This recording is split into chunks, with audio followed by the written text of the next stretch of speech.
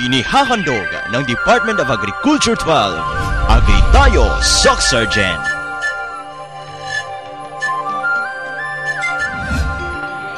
Isang masaganang araw po sa ating lahat, sa ating mga televiewers, mga tagapanood, lalong-lalo na sa ating mga magsasaka at mangingisdang pamilya dito sa Rion 12. Kumusta po kayo mga ka-agri? Sana po ay nasa mabuti kayong kalagayan habang nanonood dito sa ating programa. Sana po ay samahan nyo kami dito sa isang oras na pagtatanghal ng ating programa dahil marami po kaming ibabahagi sa inyong mga balita, impormasyon at bagong teknolohiya na maaari po ninyong kapulutan ng kaalaman. Kaya't sabay-sabay na nating tuklasin at palaganapin ang ganda at sigla ng agrikultura dito sa Agritayo Sock Sergeant.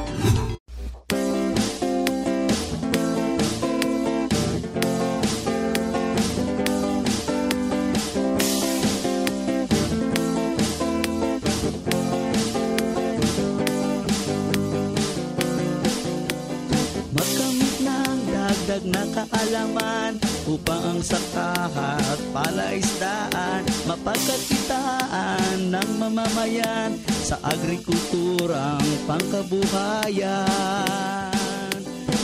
Agritayo Sock Sergeant, programang dapat tangkilikin. Agrikultura'y binigyan pansin para sa ating mga mitiin. Agritayo Sock Sergeant, programang dapat tangkilikin. Agrikultura'y binigyan pansin para sa ating mga mitiin. Ito'y programang pangkabuhayan at dito ika'y tutulungan.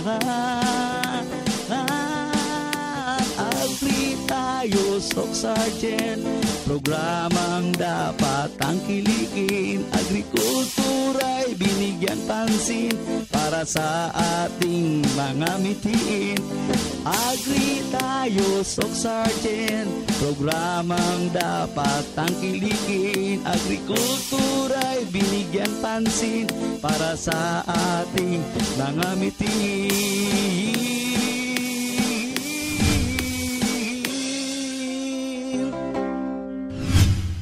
This time, ang i-feature naman po natin ay ang Agri-Pinoy Livestock Program na isa sa mga banner programs ng Department of Agriculture. Sana po ay samahan nyo kami sa isang oras na pagtatanghal ng ating programa na handog sa inyo ng Department of Agriculture Region 12 sa pangunguna ni Regional Executive Director Amalia Hayag Datukan. Muli, simulan na natin ang pagtuklas sa ganda at sigla ng agrikultura dito sa Agritayo Sock Sergeant.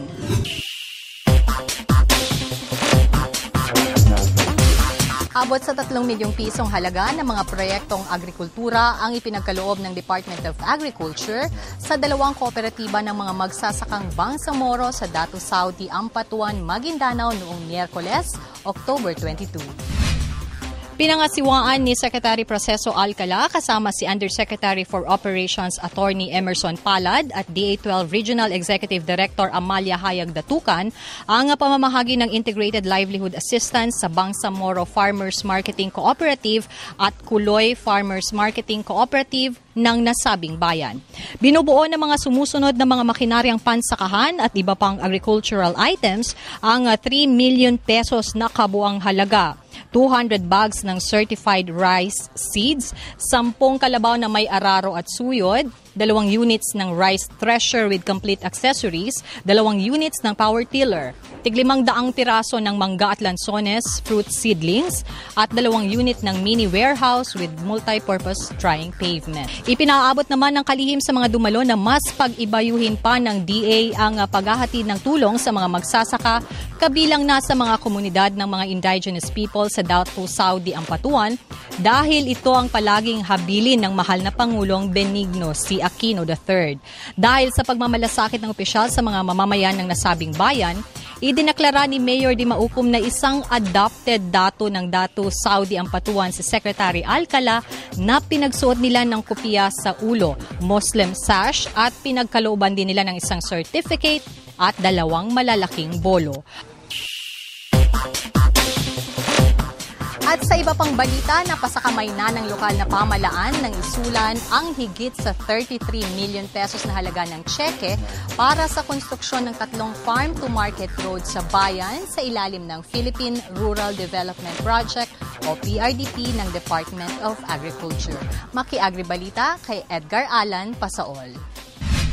Opisyal nang ibinigay ni Agriculture Secretary Proceso Alcala ang checking nagkakahalaga ng 33.7 milyong piso sa lokal na pamahalaan ng Isulan para sa pagpapatupad ng pinakaunang proyektong pang-infrastruktura ng Philippine Rural Development Project o PRDP. Personal na tinanggap ni Mayor Diosdado Pallasige ang cheke sa ginanap na turnover ceremony ng 204 milyong pisong halaga ng proyekto ng mga makinaryang pansakahan, post-harvest facilities at iba pang kagamitang pang-agrikultura sa seed farm ng Department of Agriculture 12 sa Bulol, Malatupi, South Cotabato noong October 22. Ako po ay lubos na nagpapasalamat bilang alkalde ng Isulan dahil sa programa ng PRDP, yung Philippine Rural Development, na kami ang kauna-unahang recipient sa buong Pilipinas.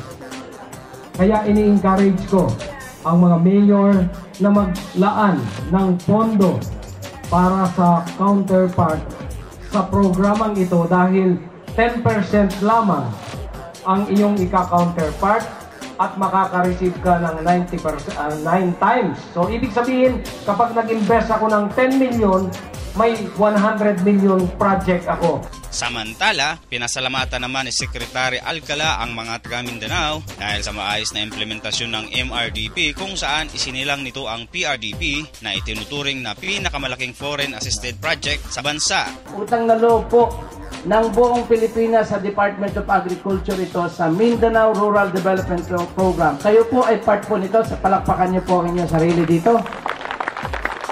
Sapagkat ang Mindanao Rural Development Program po ang naging huwaran ng proyekto ng World Bank kung saan sila po ay nag-encourage sa inyong mabalingkod na mag-propose ako ng mas malaking area. That's the reason why we end up para po ang buong bansa ay i-cover po ng Philippine Rural Development Program kung saan lahat po ng mga programa na makakatulong sa pagbabago ng buhay ng magsasaka at mangingisda na hindi nasasama doon sa aming mga regular program, as long as it will cater ng advancement po ng mga champion crops na pinipili ng mga lokalidad, ng mga mayors, ng gobernador, ay ito po ay susuportahan ng Department of Agriculture. Nag-uulat para sa Agritayo Soc Sergeant, ako si Edgar Alan Pasaol.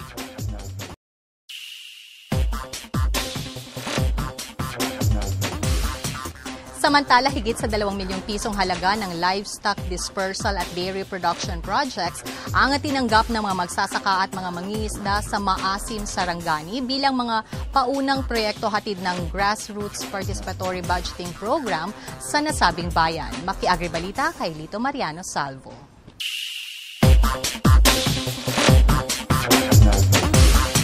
Tumanggap ng abot sa 12 milyong pisong halaga ng mga proyektong pangkabuhayan at iba pang mga proyektong pang-agrikultura ang lokal na pamahalaan ng Maasim, Sarangani mula sa Poverty Reduction Initiative ng National Government. 73 mga magsasaka at mga mangingisda mula sa mga barangay ng Balis, Cabatyol at Malbang ng Maasim, Sarangani ang naging benepisyaryo ng higit sa 2 milyong pisong halaga ng dairy production at cattle dispersal projects handog sa kanila ng Grassroots Participatory Budgeting ng Pamahalaang Aquino. Ang dairy production at cattle dispersal projects ay bahagi lamang ng 12 milyong pisong halaga ng GPB na handog sa lokal na pamahalaan ng Maasim. Sa pamamagitan ng GPB na gagawa ng LGUs sa tulong ng mga community-based organizations at mga grupo ng mga magsasaka at mangingisda na tukuyin kung ano ang mga pinakakailangang proyekto sa kanilang lugar na magpapalaki sa kita ng mga mamamayang nakasalalay sa pagsasaka at pangingisda. Bilang patikim sa mga benepisyaryo, pinangunahan ng lokal na pamahalaan ng naturang munisipyo ang turnover ceremony ng higit sa 2 milyong pisong halaga ng livestock dispersal at dairy production projects noong Lunes, October 27. Maliban sa mga nabanggit na proyekto, ipatutupad at tatanggapin din ng LGU ng Maasim ang mga sumusunod. Artificial Insemination Center equipped with facilities, 1 milyong piso. Rice thresher, 300,000 pesos. Warehouse with mechanical dryer, 930,000 pesos. Small irrigation project, 500,000 pesos. Fishing boats, 500,000 pesos. Fish processing, 1 milyong piso. Fish port, 4 na milyong piso. Ice maker, 1 milyong piso. At organic agriculture promotion, 500,000 pesos. Pinaalalahanan naman ni DA12 GPB Focal Person Fe Ibanez, hindi lang ang maasim LGU kundi ang lahat ng mga lokal na pamahalaan na bilisan ng pagpapatupad ng proyekto maging ang liquidation ng mga ito bilang habilin na rin ni DA12 Regional Executive Director Amalia Hayag Datucan. Bilang pinakamataas na opisyal ng maasim, ipinaabot ni Mayor Aniceto Lopez Jr. ang kanyang pasasalamat sa DA at sa national government para sa mga biyayang ipinagkaloob sa kanila. Unang-una, magpapasalamat tayo sa Department of Agriculture, sa ating regional director. Salamat. At ngayon, nabigyan na rin talaga ng pansin, especially yung mga grassroots level natin, karamihan ng mga farmers natin, nabigyan na sila ng ganitong livelihood ng mga dispersal. Actually, malaking tulong talaga ito sa mga farmers natin. Kaya nga kanina naka-receive na kami sa project ng mga dispersals.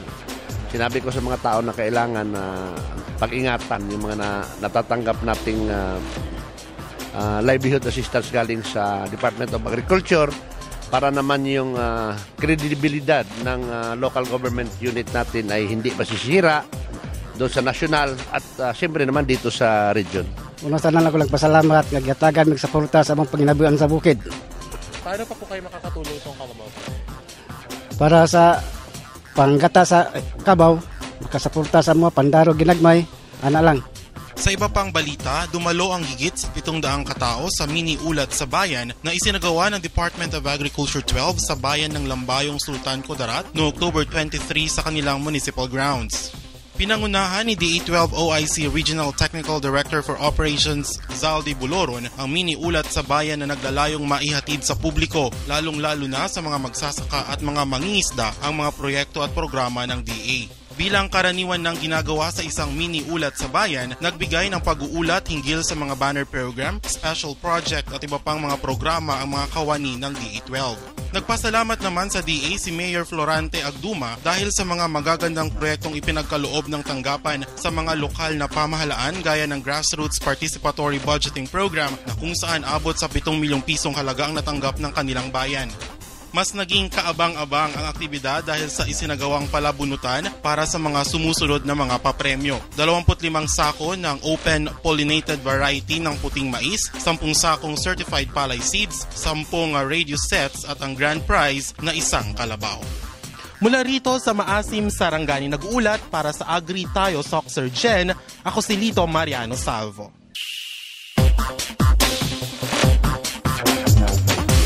Daan-daang mga guro mula sa iba't ibang mga pampublikong paaralan sa Rion 12 ang sinanay ng DA12 hinggil sa paggawa ng organikong pataba bilang bahagi ng Gulayan sa Paaralan program. Maki-Agri Balita kay Nelly Escote Elanan. Yes, mga kaibigan, abot sa higit 1,000 mga pampublikong guro mula sa elementary at high school ang sumailalim ng pagsasanay ukol sa organic agriculture at vegetable production dito sa Central Mindanao Integrated Agricultural Research Center ng Department of Agriculture dito sa Bululmala, Tupi, South Cotabato.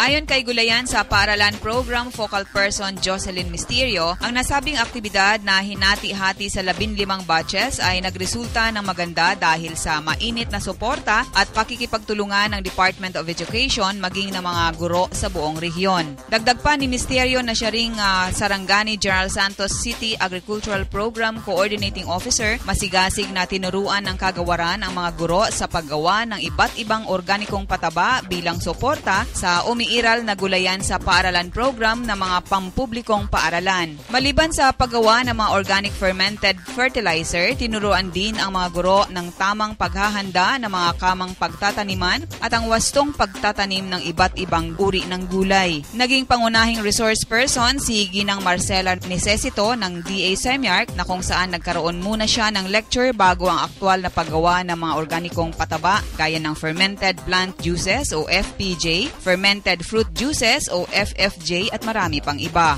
Pagkatapos ng lecture, ipinamalas ng mga guro ang kanilang mga kaalaman sa pamamagitan ng paggawa ng kani-kanilang vegetable garden kung saan ginamit ng mga ito ang mga napaglumaang mga pantalon at sapatos bilang taniman ng sari-saring gulay. Dahil sa kanilang mga bagong tuklas na kaalaman, ipinaabot ng mga guro ang kanilang pasasalamat sa pamunuan ng DA12 sa pangangasiwa ni Regional Executive Director Amalia Hayag Datukan. And we are happy that the Department of Agriculture has a top DepEd to be part of this program because as one of the implementing personnel of DepEd, like for example me as a principal, so we are responsible for the increase of garden production to support our feeding program of DepEd.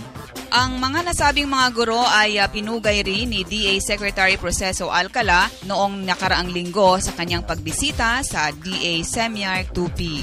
Nag-uulat mula dito sa DA Semiarc 2P South Cotabato. Ito po ang lingkod si Nelly Scotty Elanan para po sa Agri Tayo, Soxarzen.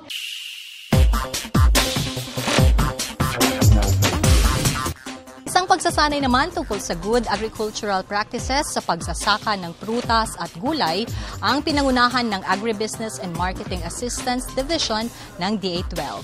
Maki-Agribalita kay Carl Ulysses Aguilion. Dumalo ang 41 fruits at vegetables industry stakeholders mula sa iba't ibang panig ng Rehiyon 12 sa isang pagsasanay tungkol sa good agricultural practices sa pagsasaka ng prutas at gulay sa Coronadal City noong October 28 hanggang October 30, 2014. Mga ka-agri, nandito po tayo ngayon sa venue kung saan kinaganap ang Good Agricultural Practices Training para sa ating mga fruits and vegetable stakeholders na nanggaling pa po sa iba't ibang dako ng Rehiyon 12. Sa ngayon po ay kasalukuyang pinapakilala ang ating mga participants para sa training na ito. Pinangasiwaan ng Agribusiness and Marketing Assistance Division or AMAD ng Department of Agriculture 12 ang nasabing aktibidad sa pangunguna ni OIC Chief Danilo Centillas. Kasabay ng pagbabahagi nito ng kanyang kaalaman sa topikong Global Forces Driving Demand for Quality and Safe Food, iminungkahi ni Centillas na ginagawa ng ahensya ang mga aktibidad na kagaya nito upang dagdagan pa ang kaalaman ng mga stakeholders sa sektor ng prutas at gulay. Ayon kay Centillas, mas mainam anya na maiparating din ng mga partisipante ang kanilang mga hinaing tungkol sa kanilang kinabibilangang sektor nang sa ganon makapag-isip ng mga solusyon at mga interbensyon ang ahensya. Isa rin sa tinalakay sa 3 araw na aktibidad ang pagpapaliwanag hinggil sa proseso at requirements para sa accreditation ng mga people's organizations at iba pang mga grupo na humihingi ng proyekto mula sa DA. Naging aktibo naman ang mga partisipante sa open forum kung saan ipinabot nila ang kanilang kasiyahan sa mga proyekto ng DA at nagmungkahi ng mga suhestyon kung paano pa mapapabuti ang industriya ng gulay at prutas sa rehiyon.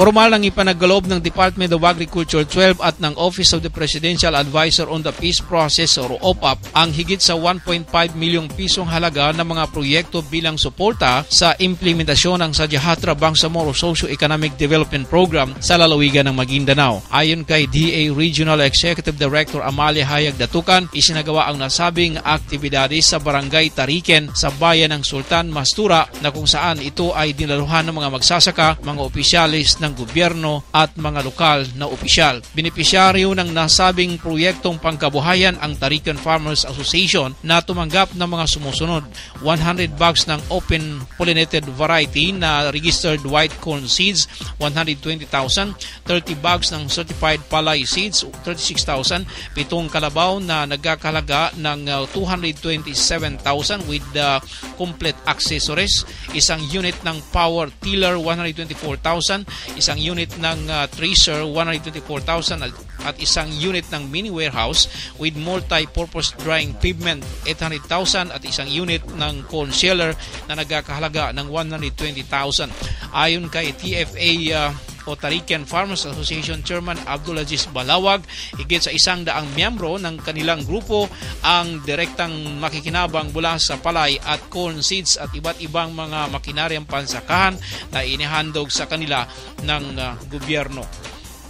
Naging saksi rin sa nasabing turnover ceremony noong October 29 sina Dr. Taugan Kikay ng Bangsamoro Sadyahatra Project Management Team, Barangay Captain Nasruddin Ali at Sultan Mastura Rauf Mastura, na kung saan ipinaggalob nito ang kanyang pasasalamat sa gobyerno sa paghahatid ng iba't ibang proyekto sa kanyang nasasakupan.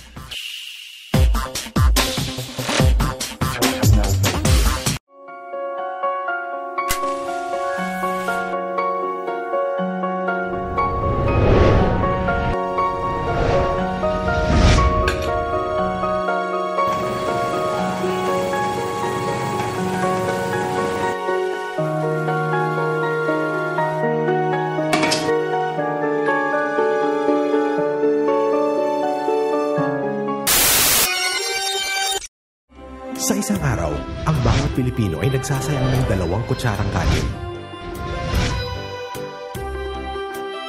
Katumbas ng mahigit na 1.7 million kilos kada taon na kayang magpakain ng 2.7 million Filipinos.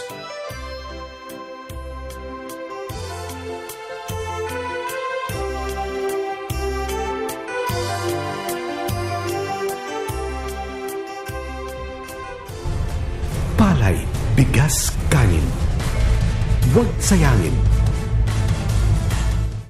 Ang mensaheng ito ay hatid sa inyo ng Department of Agriculture.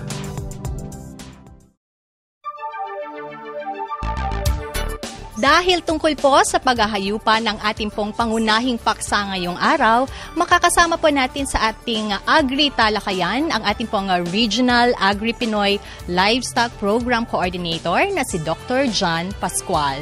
Magandang umaga po sa inyo, Doc. Magandang umaga po sa lahat ng mga televiewers sa Agri-tayo Suksagil. Ayan, so okay, Doc, umpisahan na po natin. Kumustahin naman po natin itong pagpapatupad po ng ating programa sa ilalim ng Agri-Pinoy Livestock Program ngayong taon. Yung Agri-Pinoy Livestock Program po ay patuloy pong sumusuporta at tumutulong sa ating mga livestock raisers at saka sa ating mga livestock and poultry stakeholders all over the region po. So, sir, ano po ba yung iba't ibang proyekto, sir, mula sa Agri-Pinoy Livestock Program na maaari pong ma-avail ng ating pong mga livestock at poultry raisers? At kung ano-ano po ba yung mga kailangan nilang gawin para po ma-avail itong ating pong mga program? Ang Agri-Pinoy Livestock Program ay may 4 na major components. We have the production support services, marketing development services, research and development, at saka extension and training services. So ito pong 4 ay siya pong tumutugon sa lahat ng pangangailangan po ng ating mga livestock raisers. Marami po tayong mga available programs po ngayon na pwedeng i-avail ng ating mga livestock raisers. Katulad po ng ating mga dispersal programs. We have cattle, carabao, goat, sheep, chicken, saka piglet po. Yan po yung pinamimigay namin sa ngayon. Dahil sa kumapansin po natin ay pababa po ang ating animal population.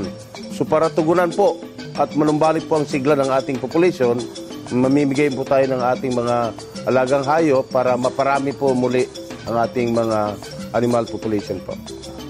Sir, so ano po yung mga kailangan po nilang gawin para ma-avail po yung ating po mga livestock at poultry raisers? Ano po yung kanilang gawin para ma-avail po yung ating programa? Sa ngayon po, kinukuha at nagbabalidate na po ang ating mga municipal agricultural officers together with the Office of the Provincial Vet, sa ating pong mga livestock racers na pwede pong maging kandidato po sa mga recipient o beneficiary po nitong mga livestock dispersal program. Okay, so sir, isa po sa innovations ng Region 12 ay ito pong Roving Bull Project. Gaano po ba ito ka-epektibong estratehiya? Tama ka, Weng. Itong Roving Bull program ay napakagandang programa po ito. Ito po ay pinaka-unique na programa dahil tayo lang po sa buong Pilipinas, in terms of livestock programs, tayo lang po nagpapatupad nito na kung saan po ay namimigay po tayo ng Roving Bull. At pinapaikot po natin sa isang barangay at nang malahian po lahat ng ating mga native stocks. So ito po ay isang imported stocks na pwede pong i-mix o i-breed natin sa mga local stock ng ating magsasaka. So this is an upgrading program. Nang sa ganoon po lumaki ang size at quality ng ating mga alagang hayop, lalo na sa ating mga livestock racers. Marami na po ba tayong beneficiary nito? Actually sa ngayon po, mga more or less nag-umpisa po tayo last year. Ngayon naka-servisyo po tayo, meaning nakapaanak po tayo ng mga halos 500 heads na po ng carabao at cattle. So maganda po ang impact nito. So baka meron pa po kayong ibang mensahe o additional information po, sir, para sa ating mga livestock at poultry racers na I'm sure po nanonood po sa atin ngayon. Sa ating po mga livestock and poultry stakeholders, sumangguni po sa ating mga municipal agricultural officers, Office of the Provincial Veterinarians, City Veterinarians, para makabil po kayo sa lahat ng programa na available po sa ating ngayon dito po sa region. Napakarami pong programa ang ino-offer po natin ngayon, lalong-lalo po sa darating na 2015. Okay, yan po mga ka-agri. Nakasama po natin ang ating pong Regional Agri-Pinoy Livestock Program Coordinator na si Dr. John Pascual. Magbabalik pa po ang ating programa.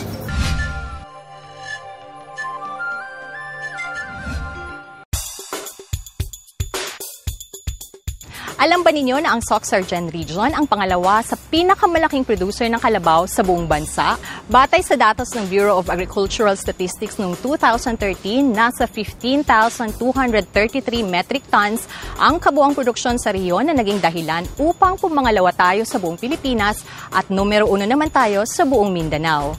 Samantala, itinuturing numero 1 producer din ng Soc-Sargen sa pork in a box na tinatayang nasa 11,487 metric tons naman ang kabuang produksyon.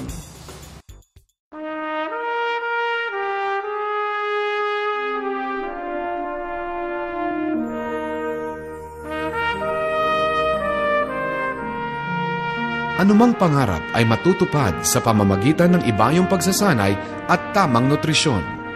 Isinusulong ng Department of Agriculture ang pagkain ng bigas na puting mais dahil sa mga benepisyo nito sa ating kalusugan. Mayaman ito sa protina at mineral. Mataas ang taglay nitong fiber na nakakapagpababa ng kolesterol at nakakatanggal ng toxin na siyang pinagmumulan ng colon cancer. Mabagal matunaw ang mais, kaya't maiiwasan ang pagtaas ng blood sugar na sanhi ng diabetes. Mas tumatagal ang pagkabusog at napapanatili ang lakas at tatag ng ating katawan sa mais.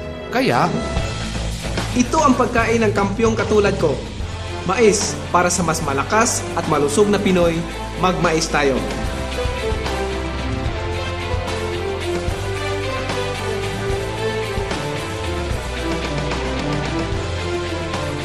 ang mensaheng ito ay hatid sa inyo ng Department of Agriculture at ng himpilang ito. Kasalukuyan pa rin po kayo nakatutok sa ating programang Agri Tayo, Soc-Sargen. Ngayon naman po ay kilalanin natin ang isang pastor mula sa Alyosan, North Cotabato, kung saan ang kanyang pangunahing pinagkakakitaan ng hanap buhay ay ang goat farming. Alamin ang kwento ni Ginoong Paquito Lakihon sa ating Tatak Agribida. Upang magtagumpay sa buhay, dapat ang farmer masipag at palaging nakatutok sa Panginoon. Ako si Pastor Paquito Aguero Lakihon, isang goat farmer ng New Panay, Alyosan, Cotabato. 60 years old. Simula ang goat racing project. Actually, matagal na. It's a way of life ko na ang goat racing.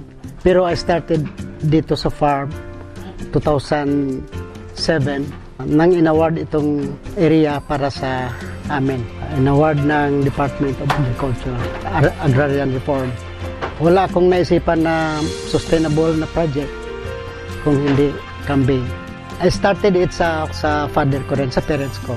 Pero I learned din sa trabaho ko kasi bilang agriculturist at saka extension worker ng Mindanao Baptist Rural Life Center. Nagiging instructor ako kasi I finished my studies sa Bachelor of Science in Agriculture, major in Animal Science, husbandry. So I learned doon pa na ang small ruminants are profitable. So maganda silang ikuan kasi marami kang makuha. Makakuha ka ng meat, makakuha ka ng abono, manure, makakuha ka din ng money kung pagbili mo. And then, milk para sa pamilya. So, wala ka talagang maisipan na project na makalamang pa sa kambingan. Isang do, mag-perform siya ng 10 months milking production at ang estimated cost niya income is 35,000 per do. And then, yung anak niya, makabigay siya ng at least 2 heads na anak at saka manure niya, makabigay siya ng maraming manure. Sa akin, parang enjoyment lang kasi you have to learn na ang kambing para ding tao. May life sila, may need din sila. So, kung nakita mo ang needs nila at napreparahan mo una, hindi magiging problema. It's a way of life. Nag-enjoy ako ng kambing. Sabi nga ng Bible na kung ikat mo ang mga grasses at ibigay sa kambing, yung mga kambing magbigay sa iyo ng maraming pagkain at saka milk. Kung walang pagkain, magiging problema kasi ang kambing madali manganak. Magmarami sila. Kung wala kang pagkain, magiging problema mo ang pagkain para sa kanila. So, dapat na-prepare ang area. Or huwag kang mag-raise ng kambing sobra sa makaya ng area mo. Itong gina-establish namin ngayon at na-establish na is cocoa forage project. May coconut at saka may forage. Itong makita natin ngayon. Ang gina-establish ko ngayon is rubber and forage. Meron din na rice area, may cash crops areas, may fish pond, pinifertilize din ng goat manure para sa mga algae at saka rubber na pinifertilize. Rubber at saka cacao integration. Pero ang fertilizer is from goat manure. So from goats na mother of all projects na-expand into different enterprises. Sa community, we sell fresh milk, mura pa, through our BFT, Barangay Food Terminal, kasi member din kami. Doon namin ginagawang ice candy at saka i-market. At sa direct, mga fresh milk din. So we provide fresh and very murang pagkain sa community. And then, nagiging example sa community. Ang future plan ko sa goat is to increase it para ma-maximize ang organic production ng fertilizer. At saka ma-utilize ang lahat ng mga tanim ko dito nagagamit ng organic fertilizer. Sa kasalukuyan ay isa na pong national finalist sa Gawad Saka Search, si Ginoong Lakihon para sa kategoryang Small Animal Racer. Sana po ay makuha niya ang naturang parangal. Ngayon naman ay bibigyan natin ng tugon ang kahilingan ng ating mga televiewers na kung saan gusto nilang talakayin natin ang crop insurance program. Narito po ang ating panayam sa Philippine Crop Insurance Corporation o PCIC. Patuloy na hinihikayat ng Department of Agriculture sa pangunguna ni Secretary Proceso Alcala ang mga maliliit na magsasaka at mangingisda na kumuha ng insurance program upang maproteksyonan ang mga ito mula sa pagkalugi na maaaring maidulot ng mga kalamidad gaya ng pagbaha, tagtuyot, peste at sakit.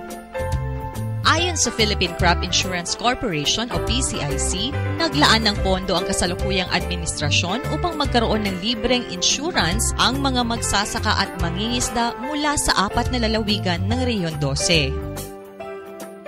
the concept of insurance is, this is what we call the protection. Okay. And for this protection, it is said that PCIC or crop insurance is a farm input. We have this program, Department of Agriculture. We have the good agricultural practices, land preparation, good seeds, and everything. But in case of natural calamities, and so pests and diseases, there where PCIC will come in.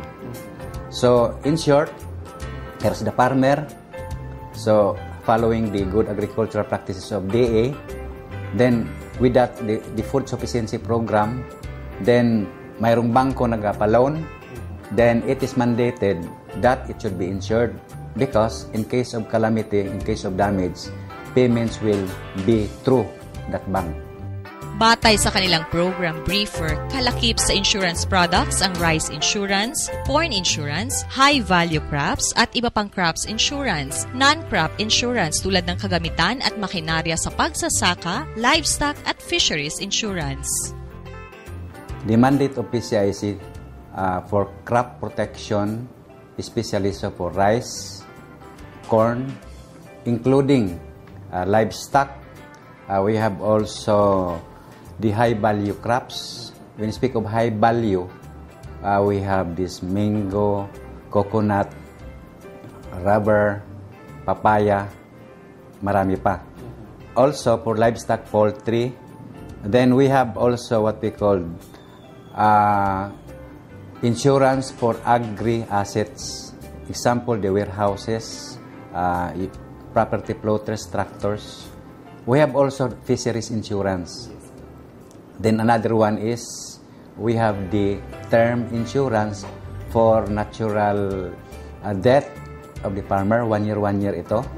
We have also for specific for accident. And we have also the loan repayment protection like MRI for cooperatives and loaners. In short, PCIC was created under PD 1467. That was 1980. Then, PCIC is under or attached agency of the Department of Agriculture. In short, this is supporting the Department of Agriculture where the chairman of the board, no less than the Secretary of Agriculture, Secretary Alcala. And we have also our President, Attorney Joby Bernabe. Yes. Binabayaran ng gobyerno ang free insurance premiums upang siguradong makukuha ng mga magsasaka at mangingisdang nakalista ang mga pangalan sa Registry System for Basic Sectors in Agriculture o RSBSA. Ang RSBSA ay isang nationwide database ng mga pangunahing impormasyon sa mga magsasaka at mangingisdang nasa talaan ng DBM, National Statistics Office, Department of Agriculture at iba pang government agencies. Upang mapakinabangan ang mga nasabing tagapagtanggap ng programa, ang free insurance premium, maaaring siguraduhin muna nila ang kanilang pangalan at mga personal na impormasyon ay nasa RSBSA list at kung hindi pa, narito ang payo ng PCIC. Go to your Department of Agriculture technician sa municipal agriculturist or sa mga cities. There is one qualification there, sir. Itong libre na ito, yung Poorest of the Poor, should be listed from the RSBSA. Ano yung RSBSA? Yung Registry for Basic Agriculture. Lahat nakalista. Kung hindi nakalista, hindi pwede kasi, alam mo na ngayon, e-commerce tayo, sir. One click, makikita ka agad yan. So kung ano na nakalista, ito yung mga gray areas ngayon, sir. Ang tanong ng farmer, bakit kami, farmer, hindi kasali? So, may tinatawag dyan, just to mention, no, mayroong census yan, sir. Census, DBM, NSO, LGO, DAR, then, yun lang nakasali. That is 2012. Pero next year, hopefully, another, the same, budget for that. So, to make it short, pupunta talaga sa Department of Agriculture. There, ngayon, nandoon ang mga forms. Pero paspasan lang, kay for the whole nation, no, as of this date, yung 1.183 billion, 900 million na ang na-utilize. Sa kasalukuyan ay puspusan ang isinasagawang information dissemination ng DA at ng PCIC upang mas maraming mga magsasaka at mga mangingisda ang makikinabang mula sa free insurance program ng pamahalaan. Ang deadline ng filing ng application para sa insurance coverage ay sa December 31, 2014. So that you'll be served in any part of SOC Sergeant, please go to your Department of Agriculture or see us in PCIC and we'll be glad to help you. Kasi itong mga intervention na ito for climate change, importante. I hope you can avail this one. Paspasan natin kasi magandang program ito, libre.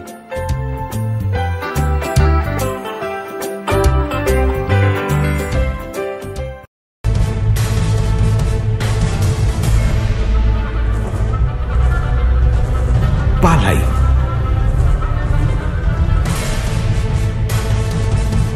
bigas,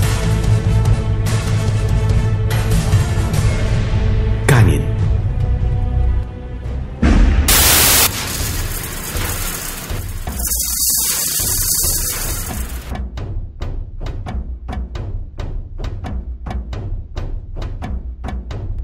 Isla ko, hugasan ko ang bugas. Gusto niyo iuwad ko sa balde. Magamay na lang ang bilhin niya tubig. Madala.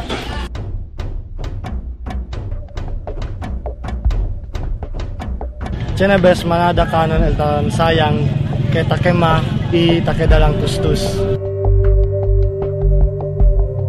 So, pwede obserba ng mga okasyon, tiyan kita, nada gente ta saka manada kumida, specialmente con el canon.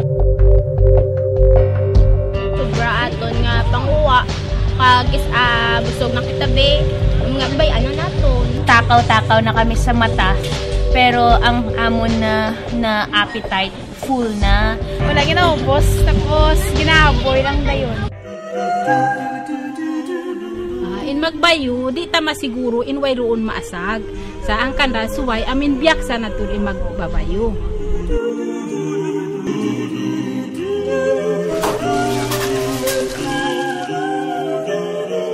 Kung kaisa man ang nagatigang sa amon, magkilis siya, hindi mo siya maibitar nga wala sang may madala nga gas.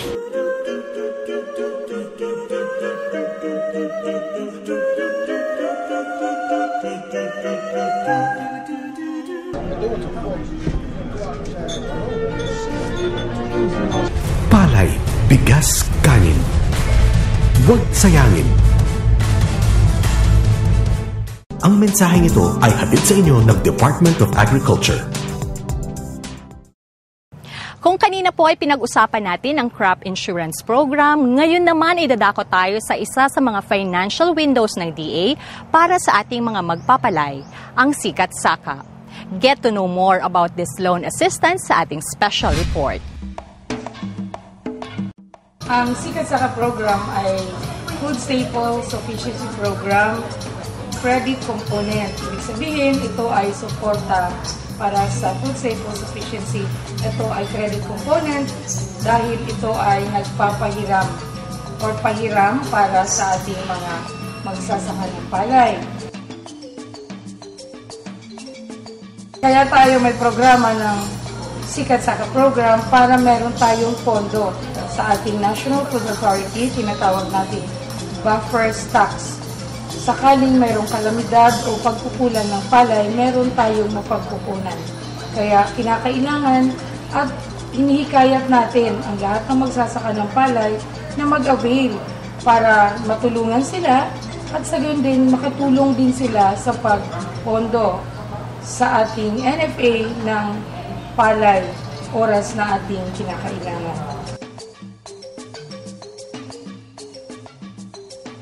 Pag ikaw ay isang miyembro ng Irrigators Association, meron kang kalahating hektarya hanggang 5 at ikaw ay merong good credit standing. Mahusay kang magbalik ng iyong hiniram, ikaw ay makaka-avail. Ang partner natin dito ay ang Land Bank of the Philippines na nagbibigay ng puhunan para sa magsasaka ng palay at ang National Irrigation Administration na nagsisertipika na ikaw ay in good credit standing kasama na ang iyong Irrigators Association. Ito ay mayroong libreng insurance o pasiguruhan ng iyong pananim na palay na ginagawa ng Philippine Crop Insurance Corporation, Regions 11 to 12. Region 12, ang coverage area ay North Cotabato at Luzon General. At ang Region 11 naman ng PCIC, ang coverage naman ay South Cotabato at Sarangani provinces. Pag ikaw ay nakapag-harvest, ang NFA or National Food Authority yung bibili ng iyong aning palay para meron kang pangbayad. At ang ATI naman, yung ating partner na Agricultural Training Institute, ang magte-train sa atin kung paano natin gagastusin yung ating hiniram na puhunan sa Land Bank of the Philippines na partner natin sa Sikat Saka Program. Ito ay magtuturo sa atin upang yung perang hiniram magastos natin sa tama. Yung mga dokumento na kinakailangan ay certification galing sa ating IA na tayo ay merong good standing. At certification din sa NIA na yung ating IA ay good standing din, nagbabayad ng kanilang water fees. At ang mga kinakailangan pang iba ay yung mga basic na mga requirements kagaya ng ating mga tax, identification number, cedula, at ang ating proof of ownership, yung panggarantiya. Pero hindi po tinatatakan ng Land Bank dahil ito ay tinatawag na stable collateral lamang or proof of ownership. Kung anong meron tayo, proof of ownership, panggarantiya natin, ibabalik naman yun pag tayo ay nag-ani at nakapagbayad ng ating hiniram galing sa Land Bank of the Philippines. Ito ay pera ng DA at ng Land Bank of the Philippines. Ito ay mayroong interest na 15% per annum. Kaya lang, ito ay bumababa o nagbabawas tuwing cycle. Kumbaga, pag umulit ka, sa ngayon umiram ka at 15%, i-divide yun ng 365 days, i-multiply ng ilang araw ka umiram. Kaya dapat ma-release ka ng bago ka magtanim at magbabayad ka pag-anihan para ang tatakbo lang ng interest parang 10 piso bawat araw. Napakamura dahil ito ay tulong sa magsasaka ng palay. Wala nang ibang binababawas doon, libre pang insurance. Sino mang magsasaka ng palay na gustong mag-avail, pumunta lamang sa ating Irrigators Association, magpa-certifika na tayo ay good standing at hihingi din ng certification sa NIA. Pumunta po tayo sa Land Bank or sumangguni sa ating mga municipal agricultural offices, sa ating pinakamalapit na PCIC office at sa ating National Irrigation Administration o di kaya sumangguni sa Department of Agriculture Regional Office 12. Ayan, I hope batida ng ating mga rice farmers na mayroon silang matatakbuhang financing program ng DA na kung saan maaari silang makahiram ng dagdag na puhunan para sa kanilang palayan. So magandang umaga ulit sa ating mga tagapanood, lalong-lalo na sa ating mga magsasaka na kasama natin sa umagang ito ng Sabado. Ito ang pang-5 episode natin sa Agri Tayo sa Oxygen at yung pang-apat nga natin na episode ay special edition with Honorable Secretary Prosi Alcala. So ngayon sa pang-5 edition natin sa Livestock Development Program ay napakalaki ng challenges natin sa Region 12 dahil gusto natin siyempre na ang ating livestock sector ay patuloy na umunlad dahil ang corn sector naman natin ay pangalawa tayo sa buong Pilipinas. So in effect, ang ibig sabihin niyan ay kung maganda ang corn sector, mayroon tayong magandang source ng ating mga feeds para sa ating mga paghahayupan. So ang ating status as para sa Kalabaw sa population, we are number 2 and sa pork in a box naman, tayo ay number 1. At umasa tayo na patuloy nating ma-maintain ang ating status niyan at yung ating mithiin na ang pork in a box natin ay lumabas na ng Pilipinas, no? Kasi sa ngayon ay talagang nakakarating na, hindi lang nakakarating, o talagang regular na dumarating yan sa Manila, no? At sa Cebu at sa iba pang market center. Pero ang next na ating target ay sana ay makarating na rin ito sa labas ng Pilipinas, katulad ng ating nasimulan sa bigas. Now, sa ngayong taong ito, ng 2014, ang budget natin sa livestock is about 44 million. Okay? Or more than 44 million. Okay? 44 million pesos. At ang ating mga direction dito ay of course, patuloy na suportahan ang ating livestock sector, strengthening of our services, particularly more on animal health, no, for prevention of diseases, para maganda palagi ang kalidad ng ating mga hayop at syempre pa ay maganda ang kita ng ating mga magsasaka.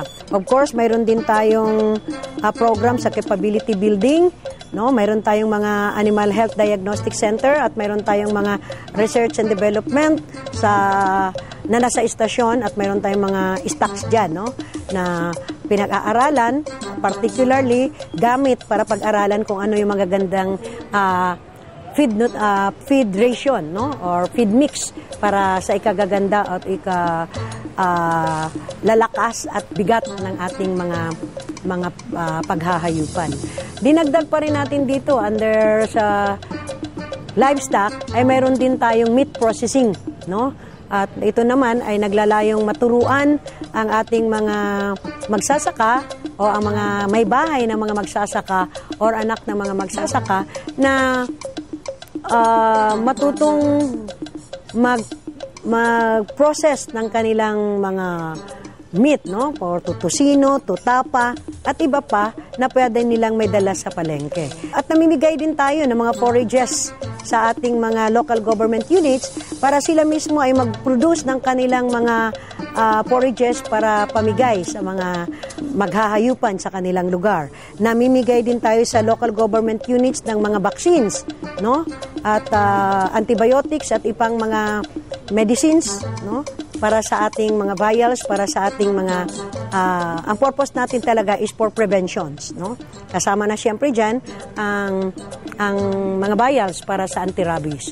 Ang Department of Agriculture ay patuloy na nagsisikap na lahat ng sektor ng agrikultura, rice, corn, fruits and vegetables, organic agriculture, livestock and fisheries ay talagang mabigyan ng tamang programa para lahat ng sektor ay uunlad. So para sa lahat, kung mayroon po kayong mga katanungan at mayroon pa ho kayong gustong malaman at maabot tungkol sa programa ng Department of Agriculture, tumutok sa Agritayo Soc-Sargen. Magandang umaga po sa inyong lahat. Ang El Niño ay isang hindi pangkaraniwang kaganapan sa klima na nararanasan sa buong mundo. Umiinit kasi ang karagatang Pasipiko, kaya nagiging mainit at maalinsangan din ang buga ng hangin. Tumatagal ito ng 8 buwan, minsan higit pa sa 1 taon. Naulit din ito tuwing 2 hanggang 7 taon. Iba-iba ang pagitan, kaya mahirap hulaan. Ang pinakamaganda, maging laging handa, lalo na yung mga pinaka-apektadong lugar. Huli tayong dinalaw ng El Niño taong 2010, kung saan libo-libong ektaryeng sakahan sa bansa ang natuyo. Nagkaroon din ng malawakang kakulangan sa tubig, pagkamatay ng mga lamang dagat, pagbaba ng produksyon ng mga pananim, malnutrisyon at pagtaas ng mga bilihin. Hindi biro ang mga epekto ng El Niño, kaya't wala man sa kamay natin ang pagdating nito, harapin natin ito ng may kaakibat na solusyon.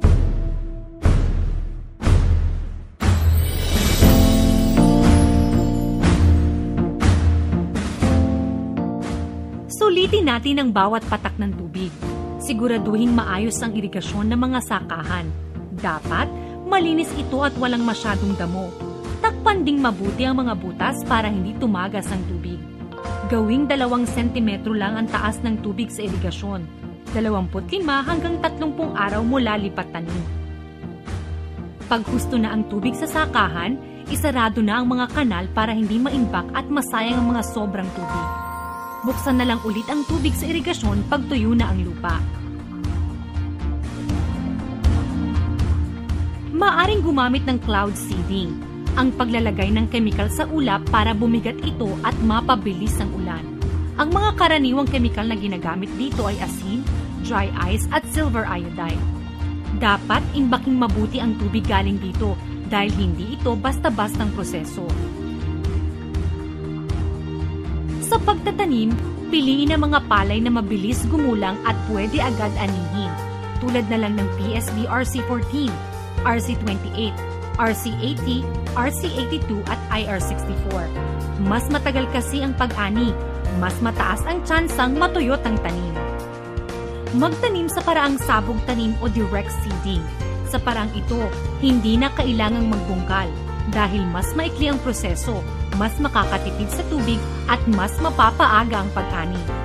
Piliing itanim ang mga gulay na di masyadong nangangailangan ng tubig, tulad na lang ng bawang, sibuyas, pechay sigarilyas at pigeon pea. Gamitin ang dayami na pantakip sa lupa. Mapapanatili na ang halumigmig ng lupa, maaari pa itong ipakain sa alagang hayop. Maganda ring ipakain sa alagang hayop ang tubo na may pulot. Legumes na maaring itanim kahit sa loob ng bakuran. Sorghum, uraro, saging, kamote, kamoteng kahoy at sarandamo at iba pang halaman sa sakahan na hinaluan ng asukal. Mas tipid to kaysa sa mais. Madalang at mahal kasi ang mais kapag tagtuyot. Huwag ding kalimutang bigyan ng mineral block ang mga alagang hayop para malakas ang resistensya nila sa mahabang tag-init. Kung ang alaga mo ay baboy o baka, dapat alam mong hirap silang mabuntis kapag sobrang init ng panahon. Malamang, kakailanganin nila ang artificial insemination. Magpatulong sa livestock technician sa lugar nyo para maayos na maisagawa to. Kung isda naman ang inaalagaan, piliin ang mga klase ng isdang hindi masyadong apektado sa tagtuyot. Bukod kasi sa pag-init ng tubig, umaalat din to kapag tag-init. Ilan sa mga isdang kayang tumagal sa El Nino ay hito, tilapia, bangus, at dalag. Marami pa tayong kayang gawin para maghanda sa El Nino. Para malaman ang lahat ng to, sumangguni sa pinakamalapit na opisina ng Department of Agriculture. Hindi lang kayo basta tuturuan ng iba't ibang paraan para maghanda. Tutulungan pa kayong magkaroon ng mga kagamitan at magsimula ng mga programa para rito. Sa susunod na pagbisita ng El Nino, sama-sama nating haharapin to. Huwag mag-alala dahil walang mawawala kung lagi tayong handa.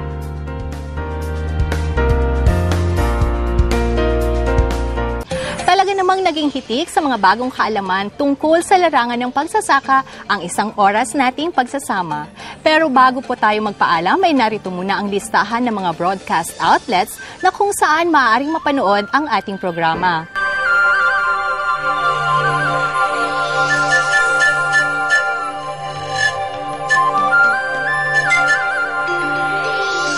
Gusto lang din nating batiin ang ating mga ka-agri na talaga namang inaabangan ang ating episode ngayong araw. Maraming salamat din po sa The Farm at Carpenter Hill for your warm accommodation. Kaya tuwing Sabado, pagpatak ng alas 9 hanggang alas 10 ng umaga, sabay-sabay po nating tuklasin at palaganapin ang ganda at sigla ng agrikultura dito sa Agri Tayo Sock Sergeant.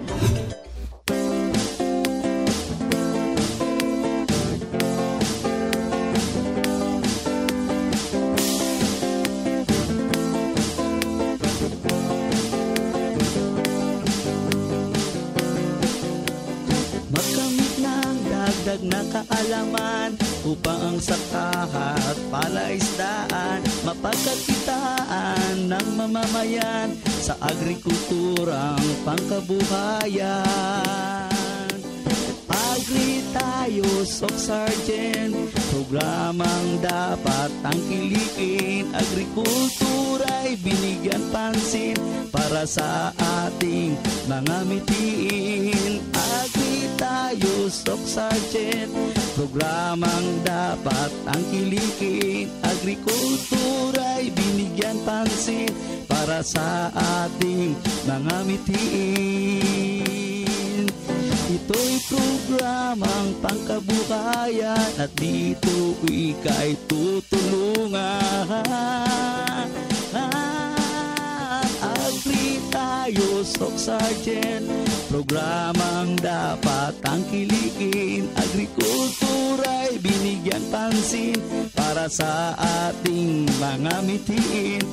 Agri tayo, Sok Sergeant, programang dapat tangkilikin. Agrikultura'y binigyan pansin para sa ating mga mitiin.